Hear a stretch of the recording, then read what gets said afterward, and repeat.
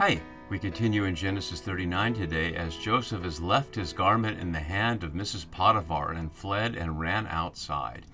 We don't know anything about what the outside is, as we looked at last time. Certainly Potiphar, as Pharaoh's right-hand man, lives in a fancy palace, and Mrs Potiphar is certainly enjoying the benefit of that with a whole house full of staff. But he's gone outside somewhere, and we can only imagine what Joseph is thinking and what he's planning to do, but we never hear from him. Throughout the rest of this chapter, he's silent and passive, and we know nothing about how he's feeling, seemingly having blown his opportunity because Mrs Potiphar is sure, I'm sure he's sure that she's going to tell a story that isn't exactly the way we saw it in the previous scene. And in fact, that's exactly what's going to happen. She's going to manipulate the story two different ways to get him in trouble. And one of the amazing things, and I think powerful things about what we can see in this story, as I was showing last time, and we'll look at it in more detail now, is how what she does cuts across the three major lines of otherness, which we continue to see in our time: ethnicity, gender, and class. And so I put it out that way on the right side. Returning to our key words, we can see that what we see put here by the narrator, and by the writer, not by her, is this long repetition of what was first the narrator's line: he left his garment in her hand and fled and ran outside, twice. And then in her voice, he left his garment beside me and fled outside. And then she says it again. But 5 times we hear kept his garment beside her or left her garment in the hand. And that's the contrast. That we know that he left the garment in her hand, but what she says is he left the garment beside me. And that's really suspicious, as we'll see, because it makes sense that he left the garment in her hand. She yanked it off him and is holding on to it. But does her story make sense that he would leave it beside her? We'll have to decide that as we go. So another way to look at this, and I'll put this up as we go through the details of the words, is the first story and the second story, where the narrator is very misleading on the left side of the screen. It's even more misleading in the language we see there in verse 17. And she told him, which would say her husband, the same story. But it's not the same story at all, and that's the key point. Literally, as you can see on the right side of the screen, the Hebrew would translate, she spoke the same speech. But whether the same story or the same speech, it's plainly not the same. And we'll look at those details as we go. So with Joseph outside, we return to verse 13, when she saw he had left his garment in her hand and fled outside. So as Westerman notes below, from originally seeing the handsome man, now she sees his cloak. For a second time, Joseph's clothes are the key evidence of deception, the first time being in chapter 37, when his brothers put his coat of many colors, so to speak, the long sleeve coat, goat blood on it, and brought it back to Jacob and said, "Do you recognize this coat?" So twice his garments have gotten him in trouble, although it's not the fault of the garment this time. And as my note below has, it's a shift in perspective to hers, with the fellow Egyptians inset in the frame of perspective. So this whole unit is on her perspective. And that's a very interesting thing. The text is showing us what she's doing with Joseph completely out of the scene. Why would it be there? I'd like to suggest it's part of the overall message of the story, is this is how empire works. If we Israelites want to establish ourselves in Egypt, as opposed to on the basis of our direct relationship with Yahweh, then these are some of the things we're going to have to face. It's parallel to the warning in 1 Samuel 8, when Yahweh tells Samuel to tell the people, this is what kings will do, and we hear take, take, take, take, take, take. But this story reports it differently. Rather than in a didactic narrative from God directly to the people, we see it played out in the drama here. And how can any reader not conclude that Joseph is innocent, whether we think of him as a moral hero, as we looked at last time, or simply who understands which side his bread is buttered on, and sleeping with the boss's wife is not a good strategy for holding on to his job? Either way, our sympathy has to be with him, because he certainly is innocent of wanting to seduce his boss's wife. This is purely on her. And although Joseph's character is complicated, he's certainly innocent in this situation. And so we can see her as the bad guy, so to speak, but as I was noting last time, perhaps there's some sympathy for her in the initial scene because she's married to a husband who's a eunuch, and perhaps she sees it as part of her authority as the wife of the boss to be able to have sex with any of the help if she wants to, which we know goes back in U.S. American history to white slave owners with their black slave women, etc. So a lot of contemporary relevance to our scene here. So the first thing she does, she calls out not to the members of the household, but as you can see on the left side, translating as I did from the keywords line, she called out to the men of her household, specifically men. Perhaps it's not meant to be gendered. Perhaps it just is using the word men, ish here in its literal form, to represent all the people. But it certainly seems to be about about men, that she's appealing to them as a fellow Egyptian, not on the gender basis, but that the male part will be important, that maybe they can rescue the damsel in distress here, and that's how she's presenting herself, although she suggests that they're part of it. So see, she says here, trying to enlist them into seeing, my husband, or literally my man, no word for husband in biblical Hebrew, has brought among us, notice among us, as my note has, as if a contaminant. As Wenham notes, here she tactfully identifies herself with their slaves and their plight. And she calls him a Hebrew. It's an interesting thing. How does she know this name? They are not the Israelites yet. Joseph is literally the son of Jacob, who's known as Israel, but they're not the people of Israel yet, even though they are literally the Bene Yisrael, the sons of Israel, but they're not the nation of Israel yet.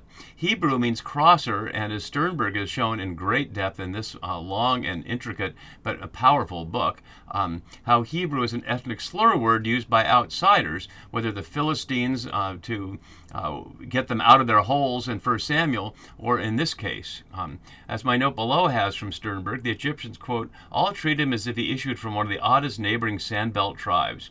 And as my note has, an undocumented immigrant who is threatening your job. And that's what we see happening here. A member of the elite is saying to her fellow workers, think of them as perhaps white construction workers, my man has brought in a Mexican to mock us. And how might that play out in our situation if there were white construction workers? I don't know the exact ratio, but when I see construction in my area here east of Seattle, I don't see too many white workers, although I suppose there are some. So she's using that against them, and plainly it's an ethnic slur word meaning a crosser, like someone who's come over from outside, which of course he has, but not voluntarily. He was sold there as an object. So it's much more like a slave in that sense in the American South who's been brought in to insult people. But either way, it plays out. The word for insult, tzitzek here, is related to the word Yitzhak, which the name of Abraham and Sarah's son, Isaac, as we might call it, is named.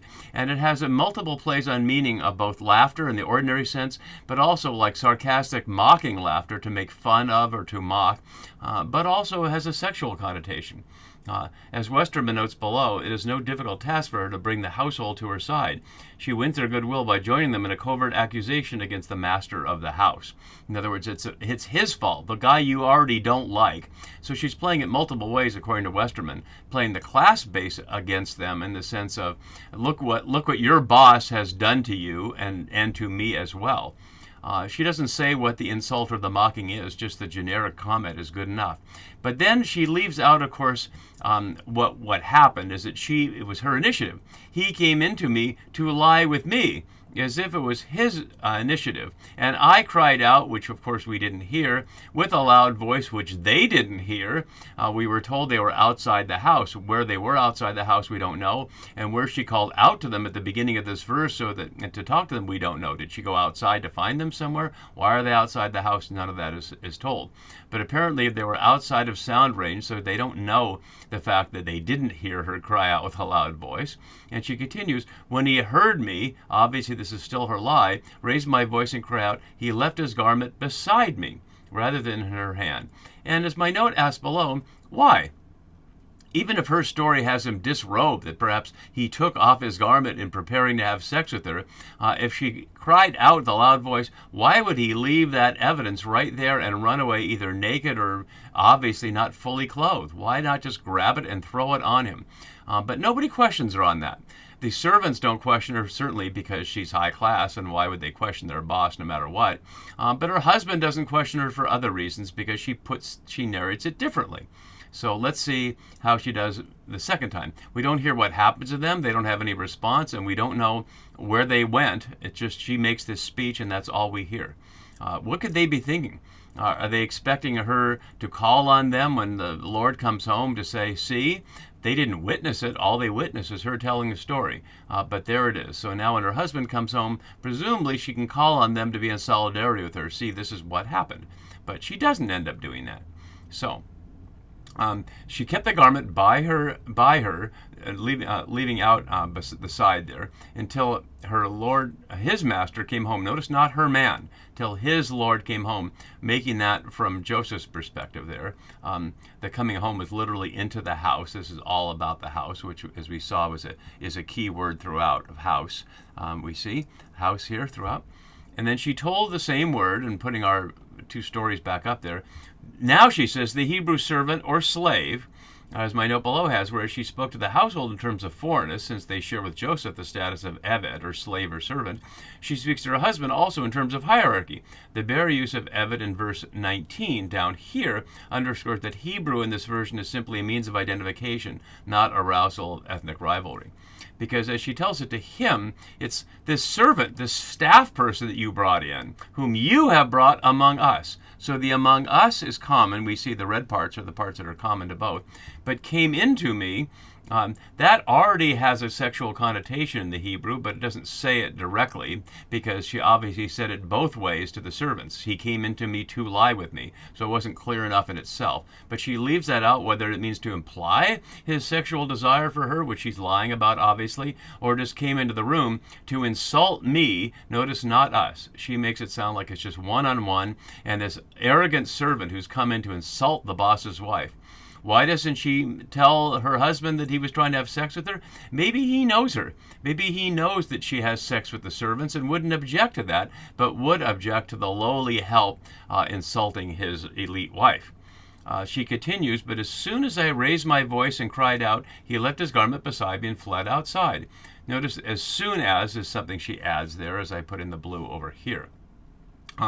So in her version, making herself into the form of protection that her absent husband apparently not. While he was putting his trust in the Hebrew, he was putting his wife at risk, which her own courage avoided the disaster of, at least in the version that she's telling of it.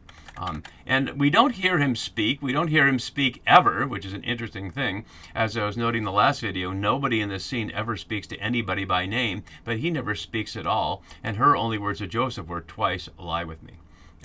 So as my note below has from Sternberg, his response is not based on racial animus, Hebrew, or the details of the alleged attack, nor even the social odium, the slave, but the hearer rather smarts under the ingratitude on the part of a servant he has made his own. So, all we hear is the master heard the words that his woman spoke to him. He doesn't respond to seeing the garment, but to hearing her words. And as far as we can tell, he believes her. Huddleston notes below, Potiphar is not asked to identify the garment as that of Joseph, but the reader who encounters the deception in chapter 39 after chapters 37 and 38 is by no means wholly ignorant. All that is required is the implication of recognition. And he could have asked, of course, but he trusts her. He certainly trusts his wife more than he trusts a servant he's just hired, we don't know how long ago, but pretty recently. Certainly seems sooner than he was married to his wife. And so we hear then the final summary, and it's interesting that we, after hearing her tell the story not the same way both times, and the narrator gives us sort of generic summary here. In ORSV it has, this is the way your servant treated me. Sternberg below suggests such and such things did thy slave do to me, and literally these words your slave made to me, creating a generic summary of it, suggesting that's what he heard. He doesn't hear the Hebrew. He doesn't hear anything else. He hears, your slave or your servant spoke bad words to me. And he became enraged. And we'll see that later in this story about warnings against becoming angry. But it's one of the parallels with the Amnon-Tamar situation when we see David's anger there, that he finds out that his daughter has been raped by his son. And so at that point, Joseph's master took him and put him in prison. And we'll have to see what happens there, and that Yahweh is still with him despite all this. And what that's telling us as Joseph finds himself down there with the baker and the cupbearer who have dreams. See you next time for that. Bye-bye.